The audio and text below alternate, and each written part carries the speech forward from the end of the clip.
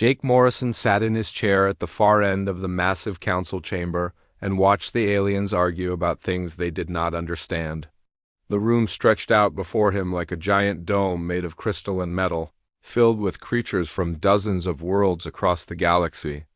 Some looked like insects with too many arms, others like walking trees with glowing leaves, and a few resembled nothing he had ever seen in his worst nightmares. They all had one thing in common, though. They all thought humans were stupid. The current speaker was Counselor Vextar from the Zelani Empire, a tall blue creature with 4 eyes that never seemed to blink at the same time. He was talking about the plague that had started killing people on the Outer Rim colonies 3 months ago. His voice carried across the chamber like broken glass scraping against stone. The disease spreads because these primitive biological forms lack proper genetic structure, Vextar said. His upper 2 eyes focused on a floating display while his lower eyes scanned the room.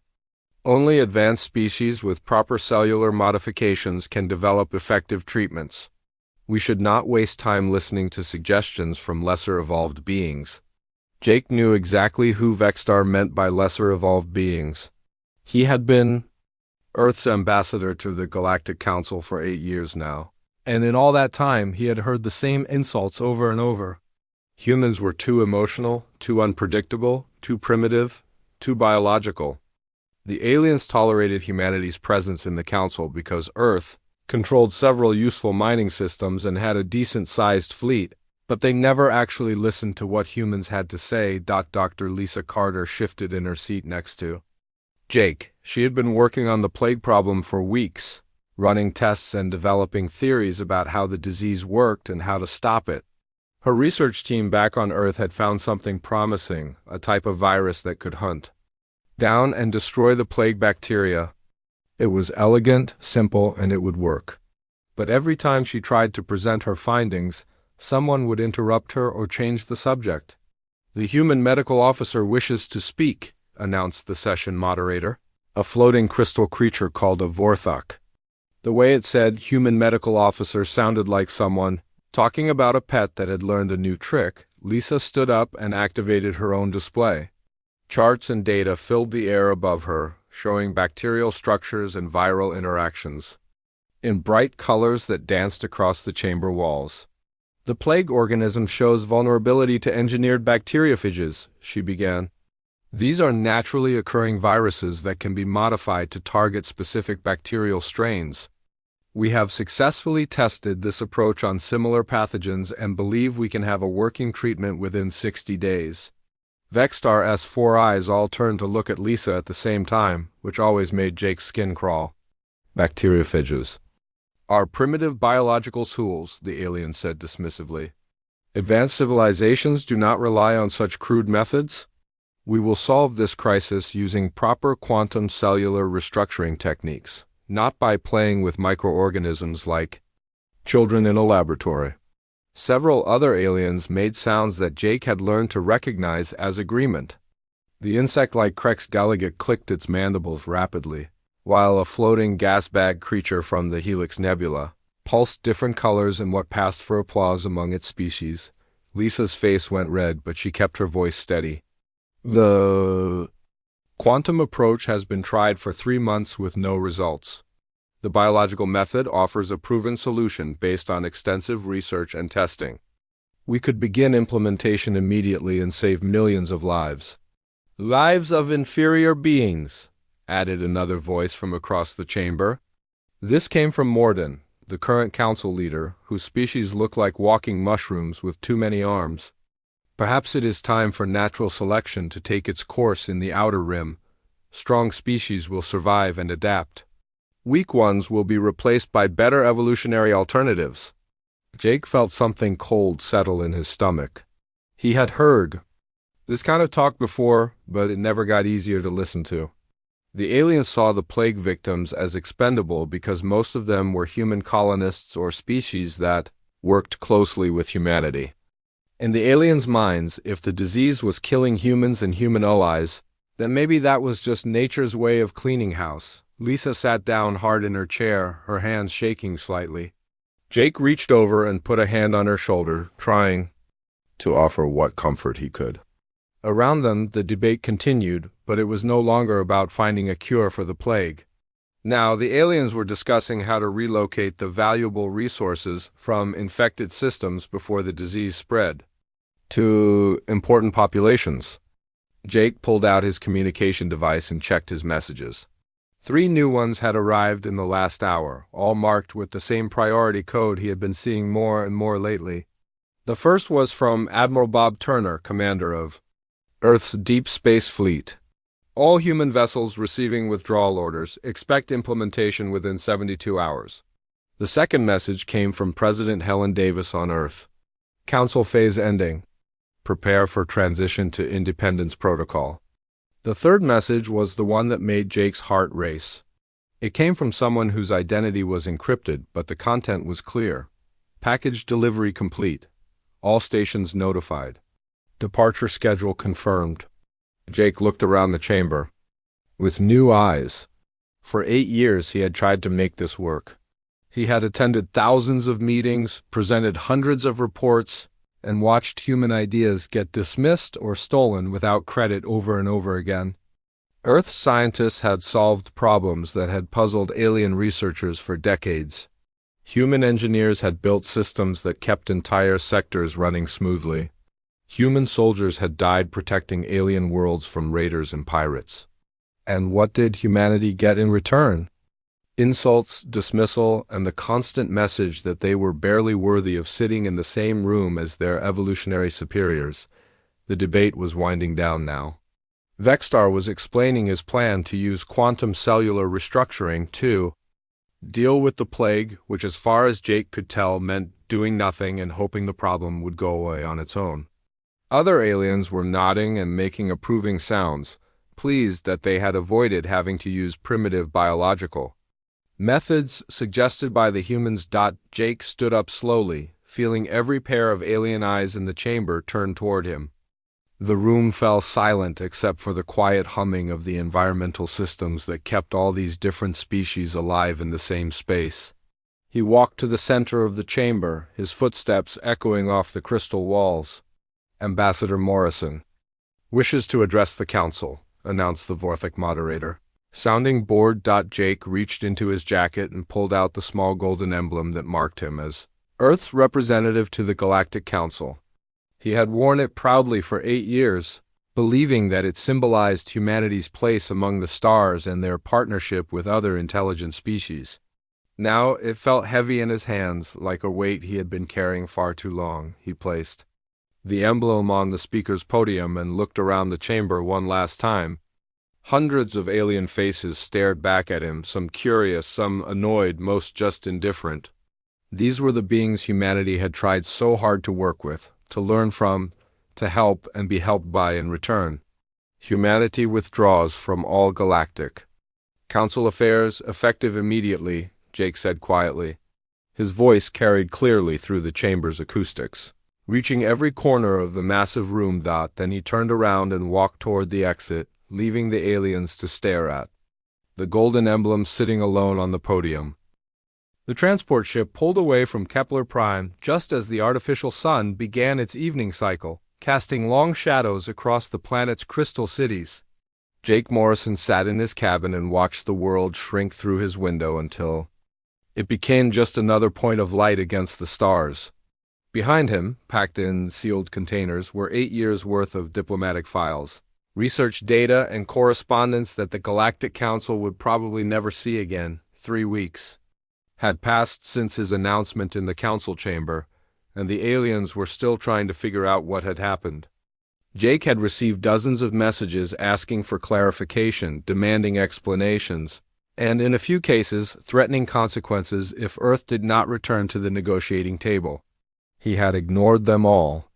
The time for talk was over. His communication device chimed with an incoming message from Dr. Lisa Carter. She was already back on Earth working in a new laboratory that the government had built specifically for her plague research. Jake, you should see what we found in the Thrixian data files, her voice said through the device. They have been copying our research methods for years, but they never understood why our procedures work. Without our organizational systems, Their whole medical program is falling apart.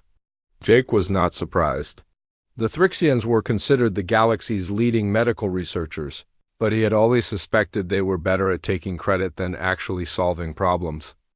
During his time on the council, he had watched human scientists share their discoveries openly, only to see alien researchers publish the same findings months later without giving credit where it was due. Across the galaxy, other humans were packing up and heading home.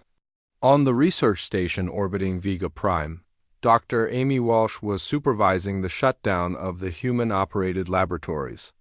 The station's alien administrators had always complained that human research methods were too slow and too careful, preferring flashy experiments that generated immediate results. Now they were discovering that human slowness had actually been thoroughness, and that most of their exciting alien research had been built on foundations that only the humans truly understood. Amy sealed the last of the biological samples into transport containers and uploaded a final report to the station's database. The report was polite but clear. Without human oversight, many of the ongoing experiments would fail within weeks, and several supposedly alien discoveries would prove to be impossible to replicate. The alien scientists who remained would have equipment and facilities, but they would not have the institutional knowledge that had made those facilities productive. Commander Rick Palmer was dealing with a different kind of shutdown. The joint military base on Frontier Station 7 had been humanity's contribution to the galaxy's defense against raiders and pirates who operated in the lawless regions between civilized systems. Palmer had spent 5 years building intelligence networks, training programs, and tactical databases that had kept the frontier relatively peaceful. Now he was erasing every bit of that work. The alien commanders who ran the base had always criticized human military thinking as too cautious and too concerned with logistics. They preferred bold strikes and overwhelming force, the kind of tactics that looked good in after-action reports but rarely worked against intelligent enemies who could adapt and learn.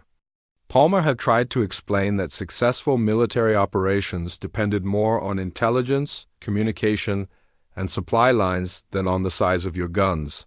But the aliens had dismissed such concerns as human weakness. Palmer's aide, Lieutenant Tom Bradley, was busy wiping the tactical computers that had been running the base's early warning systems. "Sir, the Vorthic commander is asking for copies of our intelligence files," Bradley reported. "He says they need the data to maintain security after we leave." Palmer almost smiled. "Tell the commander that those files are classified Earth military assets. If he wants intelligence on raider movements, he can build his own networks." Of course, Palmer knew that building effective intelligence networks took years of patient work, careful relationship building, and the kind of attention to detail that most alien species found boring. The raiders who plagued the frontier were not stupid. They had been avoiding alien patrols and striking where defenses were weakest, precisely because they had learned to predict alien tactical responses. Human intelligence gathering had been successful because it focused on understanding the raiders as individuals rather than just tracking their ships. Back on Earth, President Helen Davis was reviewing the final reports from human colonies and outposts across the galaxy. The picture they painted was remarkably consistent. Humanity had been far more integrated into galactic civilization than anyone, including most humans, had realized. Human engineers maintained critical systems on dozens of worlds. Human miners operated the most productive extraction facilities in several sectors. Human traders had built supply networks that kept goods flowing between systems that barely spoke to each other. Most importantly, humans had been solving problems that other species did not even recognize as problems. On New Geneva, factory supervisor Pete Collins had been quietly compensating for design flaws in alien manufacturing equipment for 3 years. The alien engineers who had built the factories were brilliant at creating impressive machinery, but they had never bothered to test how that machinery would perform under real-world conditions over extended periods. Collins and his team had developed workarounds, maintenance procedures, and replacement parts that kept production lines running smoothly. Without them, the factories would produce spectacular failures instead of useful goods. Similar stories were emerging from across human space. On agricultural worlds, human farmers had been adapting alien crop varieties to local conditions, creating hybrid strains that could survive in environments the original plants could never handle. On trading stations, human administrators had been managing complex logistics that kept supplies moving between species with different environmental needs, different cultural requirements, and different ideas about things like time, money, and contracts. The aliens had never noticed this work because it was not glamorous or highly visible. It was the kind of steady, careful, detailed effort that kept systems running day after day without dramatic breakthroughs or impressive announcements. The aliens had been focused on their grand projects and brilliant innovations, while humans quietly made sure that the basic infrastructure of galactic civilization continued to function. President Davis finished reading the reports and leaned back in her chair. The scope of human integration into galactic systems was almost overwhelming, but what struck her most was how little recognition any of this work had received. Human contributions had been invisible not because they were unimportant, but because they were so fundamental that everyone took them for granted. Like breathing or gravity, human work had been essential but unnoticed. Until it was gone, her communication device chimed with an incoming call from the Galactic Council. She let it ring without answering. 3 similar calls had come in over the past week, each one more urgent than the last.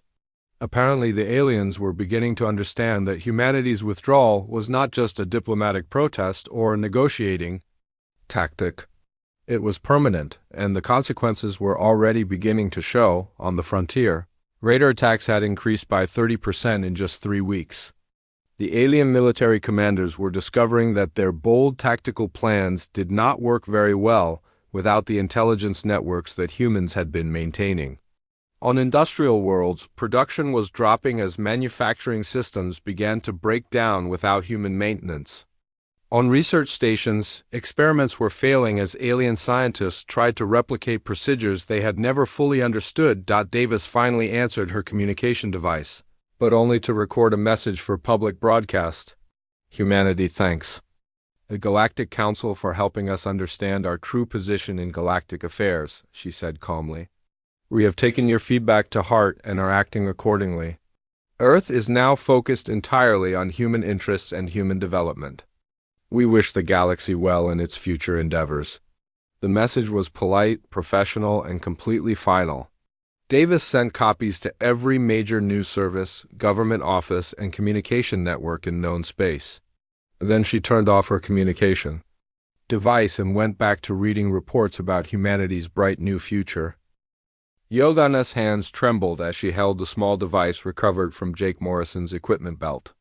The object appeared unremarkable, resembling a standard data storage unit common among human military personnel. However, 3 days of careful analysis had revealed encryption patterns unlike anything in their databases. Doctor, I believe we should examine this more closely, she said, approaching Vexstar's workstation with obvious nervousness. The encryption algorithms are far more sophisticated than standard. Earth Defense Corps' protocols. Vexstar looked up from his biological analysis reports with mild irritation. His research on the human specimen progressed beautifully and he disliked interruptions during data compilation. Yelden, military equipment often contains security features beyond our immediate understanding. Focus on the biological samples where our expertise proves more valuable. The young researcher persisted despite her superior's dismissive tone. Doctor, our cryptographic specialists managed to decode several data fragments. The contents reference operational designations that do not match standard military terminology. Something in her voice made Vexstar pause his work and give her his full attention. Yildan rarely pressed issues without good reason, and her current agitation suggested genuine concern rather than simple curiosity about human technology. Show me what you have discovered, he said, gesturing for her to transfer the data to his primary display screen. The fragments appeared in garbled text mixed with recognizable English words. Most segments remained encrypted beyond their current capabilities, but certain phrases stood out clearly. Project Reaper authorization confirmed. Harvester protocol status update and Asset H7 deployment successful. Vexstar studied the partial information with growing unease. These terms carried implications far beyond routine military communications. Project names typically indicated special operations, and asset designations suggested personnel with unique classifications or capabilities. "Have you cross-referenced these terms with our intelligence databases?" he asked. Yildan activated additional screens showing search results from captured human military files. "Doctor, I found scattered references to something called Harvester in multiple documents, but most files containing detailed information remain beyond our decryption capabilities." The name appeared in fragments across dozens of reports from different sectors and time periods. Combat summaries mentioned an operative or unit designated Harvester in connection with high-casualty engagements. Intelligence briefings referenced Harvester operations in contexts that suggested strategic importance far beyond typical military actions. "This could be coincidental," Vexstar said, though his own certainty wavered. Harvester might refer to equipment, tactics, or simply code names for multiple personnel. Yildan brought up additional data on her secondary screen. "Doctor, I discovered something that troubles me greatly."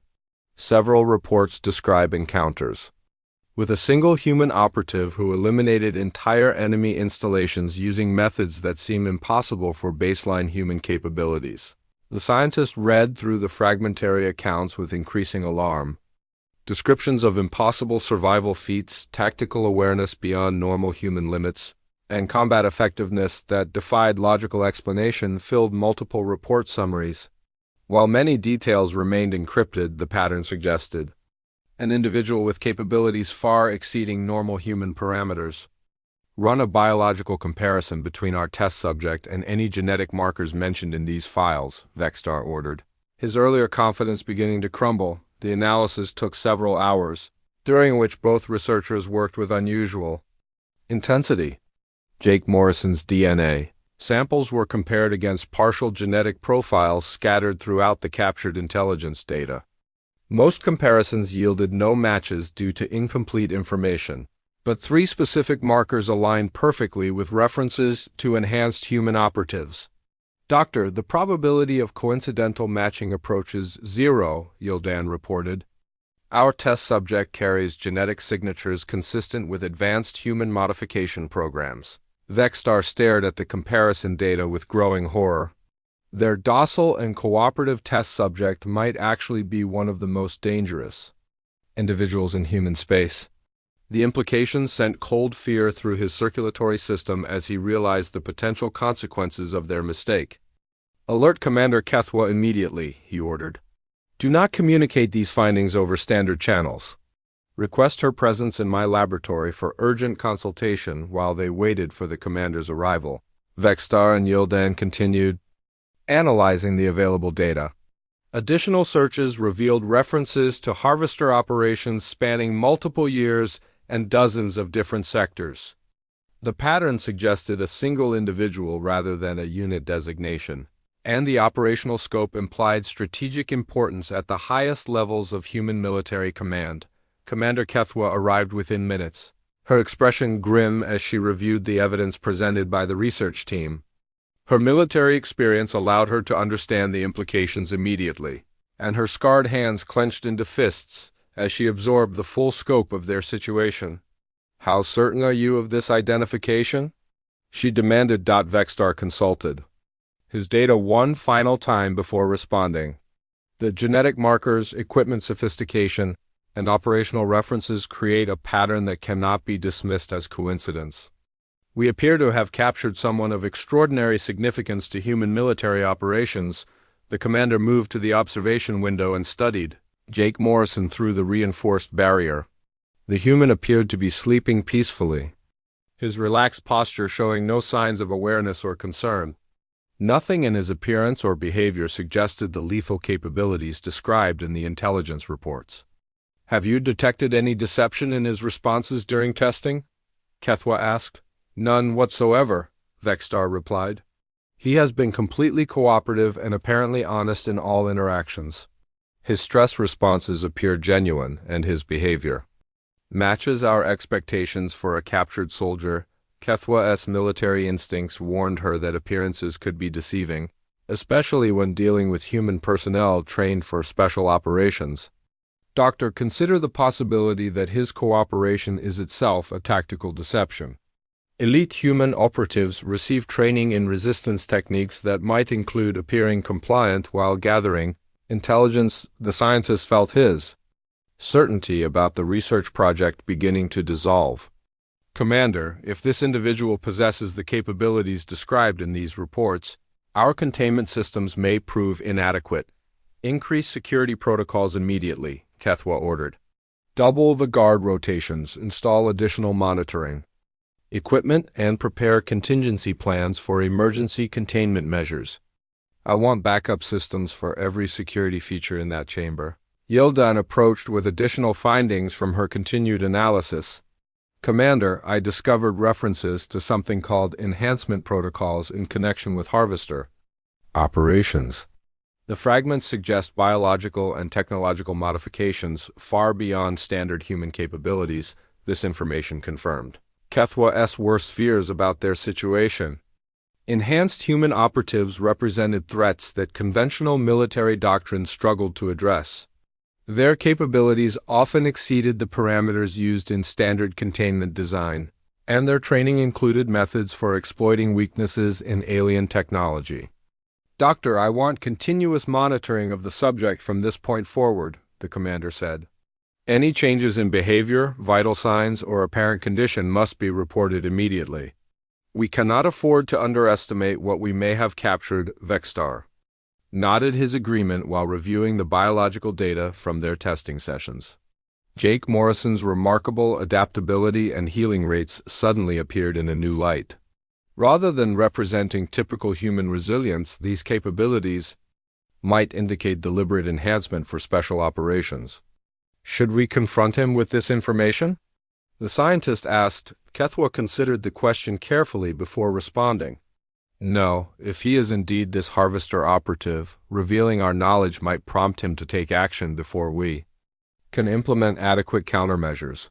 Continue the research as if nothing has changed, but remain alert for any signs of deception as the commander left to organize enhanced security protocols.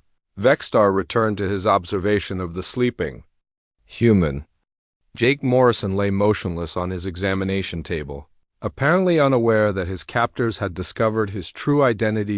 In the depths of engineered sleep, Jake's enhanced consciousness processed the elevated activity levels throughout the station, the increased guard presence, and the subtle changes in his captors' behavior that indicated a significant shift in their understanding of his situation.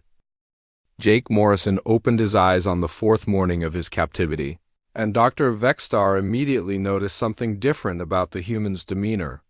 The confusion and fear that had marked his earlier awakenings were absent, replaced by an alert stillness that reminded the alien scientist uncomfortably of hunting predators from his homeworld. "Good morning, Jake," Vexstar said through the communication system, carefully observing the human's response patterns. "Are you ready to continue with today's testing procedures?" Jake sat up slowly and turned toward the observation window with movements that seemed more controlled than before. When he spoke, his voice carried a subtle change in tone that made Yildan shift nervously at her monitoring station. "Of course," Dr. Jake replied. "I've been thinking about yesterday's cognitive tests. Your holographic projection systems must require substantial processing power to maintain such detailed three-dimensional imagery. The quantum resonance frequencies alone would demand specialized computing architecture." Vexstar felt a chill run through his circulatory system. Jake's casual mention of quantum resonance technology demonstrated knowledge far beyond what any ordinary human soldier should possess. Such understanding required advanced education in theoretical physics and engineering principles. "You seem well informed about our technology," the scientist said carefully. "Where did you acquire such technical knowledge?" Jake smiled with apparent innocence. "Military training includes basic understanding of alien technologies we might encounter in the field. Earth Defense Corps' personnel study captured equipment to better understand potential enemies and allies." The explanation sounded reasonable, but something in Jake's delivery made Vexstar doubt its complete accuracy. He activated additional monitoring systems to record the conversation in greater detail while maintaining his facade of routine scientific inquiry. During the morning's testing session, Jake demonstrated familiarity with Zephyrian physiological concepts that should have been completely unknown to humans. When asked to identify anatomical structures in holographic displays, he correctly named organs using proper Zephyrian scientific terminology rather than human approximations. "How do you know our anatomical designations?" Vexstar asked, no longer bothering to hide his suspicion. Jake appeared genuinely puzzled by the question. "I'm sorry, Doctor, I'm not sure what you mean. Could you clarify which terms seemed unusual?" The scientist replayed the recording and pointed out Jake's use of specific Zephyrian words for internal organ systems. The human listened carefully, then nodded with apparent understanding. "Ah, I see the confusion," Jake said. "Some of those terms have entered common usage among human military personnel through intelligence briefings and captured documents. We adapt quickly to new information when survival depends on understanding potential enemies." Yildan approached Dr. Vexstar during a break in testing to share her observations. "Doctor, the subject's brain activity patterns have changed significantly since yesterday. The neural pathways associated with deception and strategic planning show much higher activity levels." The scientist studied the neurological data with growing unease. Jake's brain scans revealed cognitive processes far more complex than his baseline measurements had suggested. Areas associated with tactical analysis, threat assessment, and long-term planning showed activity levels that indicated constant background processing. "Has he asked any new questions about station operations or personnel?" Vexstar inquired. Yildan consulted her notes from the previous day's interactions. He inquired about shift rotation schedules, maintenance procedures for life support systems, and the location of emergency protocols. His questions seemed motivated by natural curiosity rather than intelligence gathering, but the scientist now viewed Jake's innocent inquiries in a different light. What had appeared to be casual conversation might actually represent systematic information collection by someone trained in reconnaissance techniques. Commander Kethwa arrived for her daily security briefing with obvious tension in her posture. The additional guards posted around the containment area had reported several minor incidents that individually seemed insignificant but collectively suggested a pattern of testing. "Doctor, review these security reports," she said, handing him a data pad containing overnight observations. "The subject has been moving during supposed sleep periods in ways that suggest exploration of his containment chamber." The reports described subtle changes in Jake's position that indicated careful examination of wall surfaces, floor joints, and ceiling fixtures. Microsensors had detected minimal pressure variations suggesting systematic testing of structural integrity throughout the chamber. "He appeared to be sleeping during all monitoring checks," Vexstar protested. "His vital signs showed normal sleep patterns consistent with human circadian rhythms." Kethwa's military experience made her skeptical of appearances when dealing with potential threats. "Doctor, elite human operatives receive training in techniques that allow them to maintain apparent sleep states while remaining functionally conscious. Your monitoring systems may not detect such deception during the afternoon testing session." Jake's behavior became increasingly unsettling to the research team. His responses to questions showed intimate knowledge of station layout despite having never left his containment chamber. He referenced specific corridors, junction points, and facility sections with accuracy that should have been impossible. "Jake, how do you know about the junction between levels 7 and 8? Vexstar asked directly. The human paused as if considering his response carefully. "I'm not sure I understand, Doctor. Could you be more specific about what I said that seemed unusual?" But when Vexstar replayed the conversation, Jake's references to specific station geography were clear and detailed. The human had somehow acquired structural knowledge of the facility that extended far beyond his containment area. Yildan discovered additional evidence of Jake's deception when analyzing his equipment more thoroughly. Hidden within seemingly standard military gear were sophisticated sensors and communication devices that had been actively recording environmental data since his arrival. "Doctor, these instruments have been mapping the station's electronic signatures and structural resonance patterns," she reported. "The data collection appears to be automatically transmitted to hidden storage devices in his clothing." The realization struck Vexstar like a physical blow. Their cooperative test subject had been conducting his own research from the moment of his capture. While they studied him, he had been systematically analyzing their facility, personnel, and security systems. "Commander, we must assume he knows everything about our operations," Vexstar told Kethwa during an emergency consultation. "His equipment has been gathering intelligence continuously, and his questions were designed to fill gaps in his automated surveillance." Kethwa studied the latest security footage of Jake in his containment chamber. The human sat calmly on his examination table, apparently reading entertainment materials provided by the research team. Nothing in his demeanor suggested awareness of their discovery or concern about his situation. "Doctor, I want you to continue normal testing procedures while we implement emergency security protocols," the commander ordered. "Do not let him know we have discovered his deception. We need time to assess the full scope of his intelligence." Gathering, but as they spoke, monitoring systems detected subtle changes in Jake's behavior that suggested he already understood the shift in his captor's awareness. His movements became more economical, his responses more carefully measured, and his questions more precisely targeted to areas they had not yet secured. The psychological profile generated by the station's behavioral analysis computers painted a disturbing picture of their captive. Rather than a confused and grateful rescued soldier, Jake Morrison appeared to be a highly trained operative systematically preparing for an unknown objective. "Doctor, consider the possibility that his capture was not accidental," Kethwa suggested. "Elite human operatives might deliberately allow themselves to be taken if the intelligence value justified the risk." Vexstar felt his scientific worldview crumbling as he confronted the implications of harboring someone who might be among humanity's most dangerous individuals. Everything about their research project now appeared in a completely different context. In his containment chamber, Jake Morrison continued reading his entertainment materials with apparent contentment, while his enhanced hearing monitored the increased security activity throughout the station, and his modified nervous system processed tactical options for the inevitable next phase of his mission. The station's power grid experienced its first fluctuation at exactly 0347 hours during the night shift, when most personnel were either sleeping or maintaining minimal operations.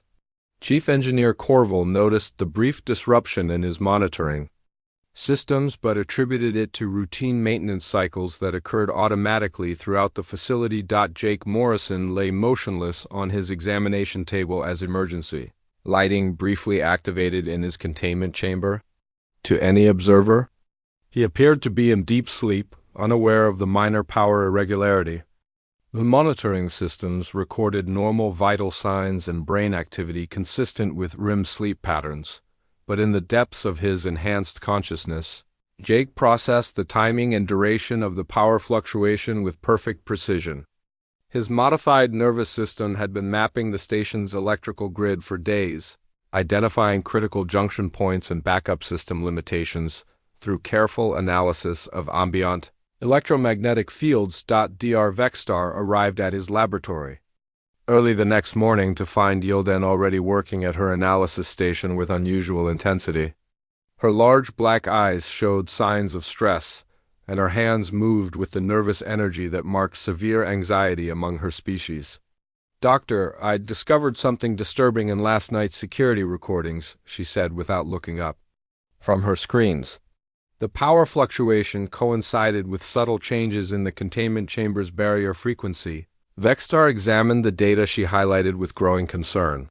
The energy barrier that secured Jake's chamber had experienced microscopic variations in its resonance pattern during the brief power disruption. Such changes typically indicated external interference with the containment system's control mechanisms. "Could this represent accidental feedback from the station's power grid?" he asked, hoping for a rational explanation that did not involve deliberate sabotage. Yildan shook her head with certainty. Doctor, the frequency variations follow patterns that suggest purposeful manipulation rather than random electrical interference.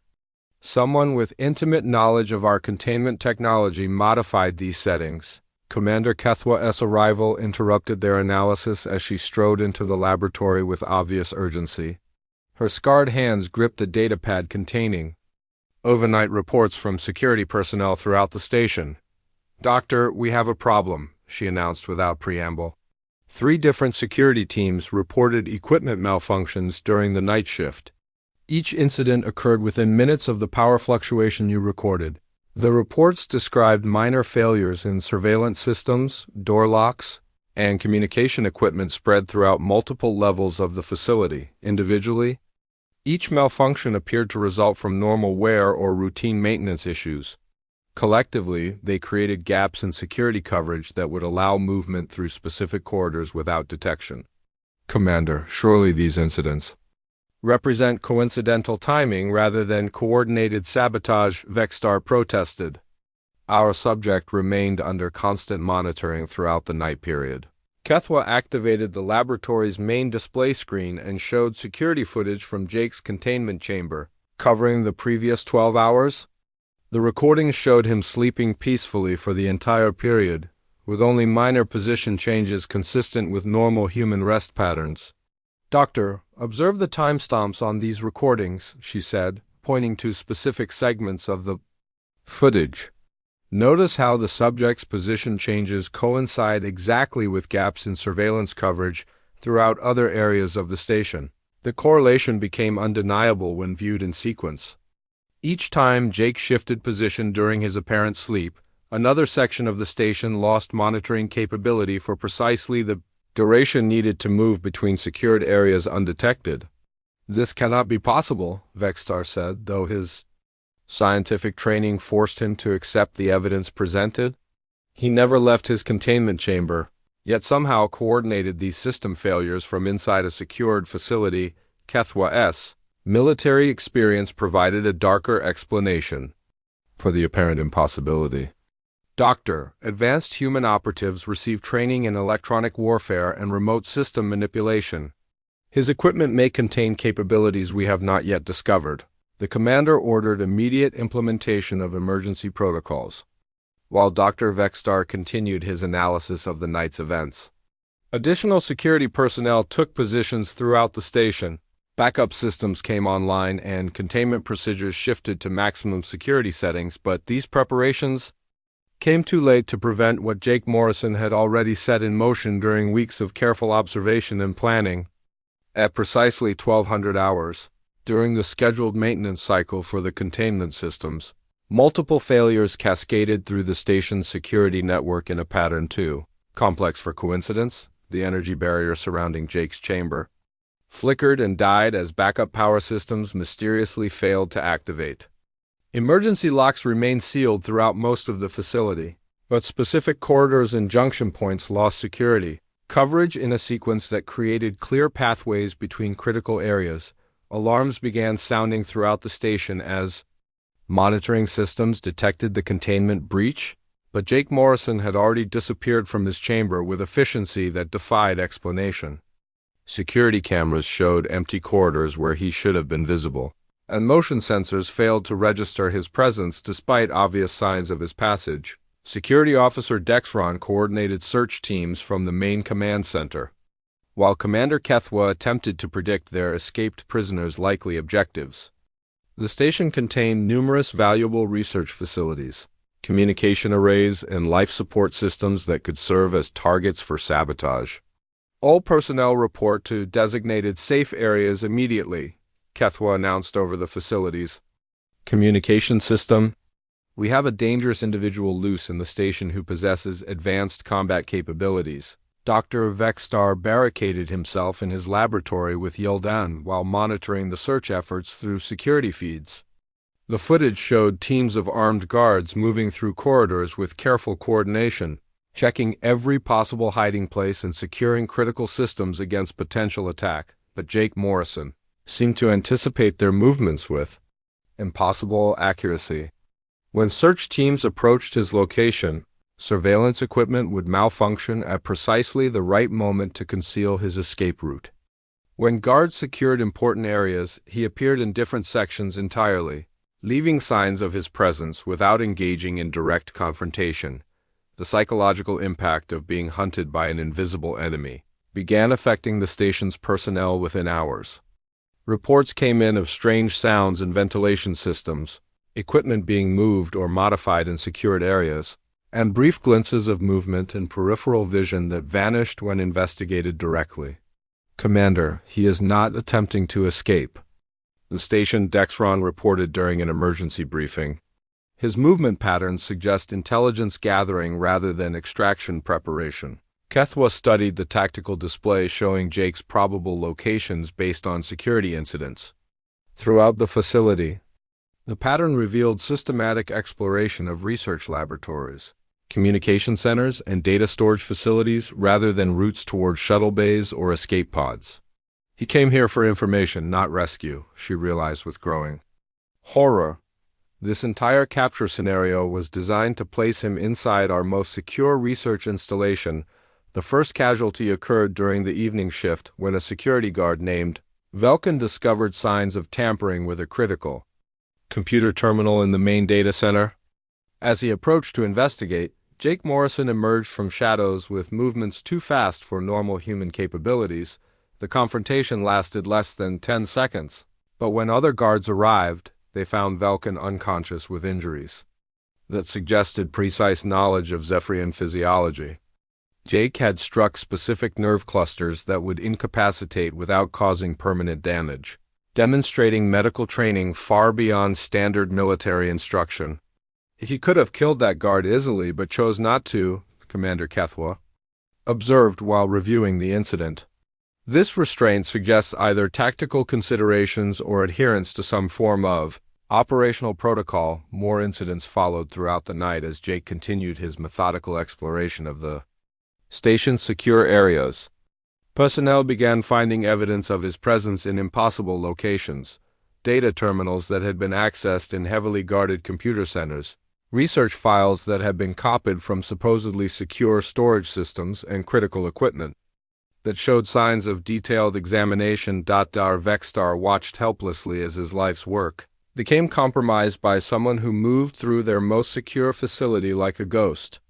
Research data representing years of scientific advancement was being systematically copied or destroyed according to criteria only Jake Morrison understood. "Doctor, we must assume he has accessed all our research files and communication records," Kethwa told him during a brief meeting in the secured command center. "Whatever information we possessed about human prisoners or biological research programs is now in enemy hands."